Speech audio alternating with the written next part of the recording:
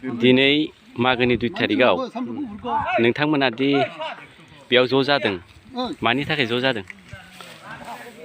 जोंनि बे अल बगाजुलि मोनसे आलायारन मोनसे सेल्फ हेल्प ग्रुप दङ। दा प्रत्येक बोसोरै जोंहा माने लोगो लेवादि अनलायनायनि गोदान बोसोरजों लोगोसे गोजामखौ नागारनायजों लोगोसे जों खाना जालायो। दा खाना जानायनि मेन ओंथियानो जाबाय जे परम्परा दिननिफ्राय मानसि जाथि गथ' हिसाबै मोनसे उत्सव हिसाबै फालिनाय जायो बे मागो बिहुखौ। दा बेहाय जोङो गासैबो माने गेदेर उन्दै मान लालायनायनि गेजेरजों जानो लोंनाय जायो आरो। अब्ला बे खानाखौ दि नोंथांमोना जे फोथारावसो जाबाय बिनि खारना मा? खारना बेनो दे दिनैनि बे जिथु सोंनाय फिथाइनि गेजेरजों माखासे गोरोन्थिफोरबो जानो हागौ। दा बेनि गेजेराव आं माने रोखासो बुंनो लुगैयो।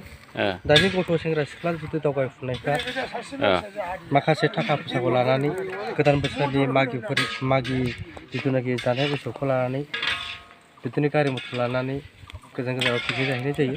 लोगोसे लोंना जानानै गारि मथर बिदिनो बहुत एक्सिडेन्ट जाना फैनाय जायो। दा बेहाय लास्टआव न'खरावनो माने थाखा फैसा गारनानै सिकित्सा लाखिनो गोनां जायो। आरो लोगोसे गारि मथर बायबाबो दिनै मानसिनि जिबनखौ बायनानै मोना जाहैयो।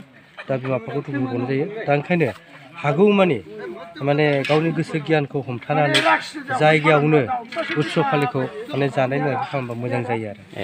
दे बिनिखायनो बेयाव जानाय जादों आरो ना। बे फाननि आफादनि नामा मा नाम मोनलाय? बे फाननि आफादनि नामा जाबाय आलायारन सेल्फ हेल्प ग्रुप आरो। दे अब्ला आं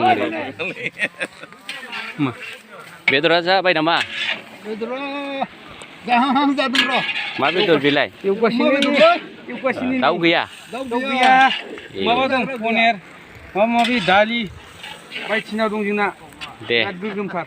अब्ला खानाया गोगोमैनो जागोन। खानाया गोगोमानो बिराद इन्टारेस्ट। दे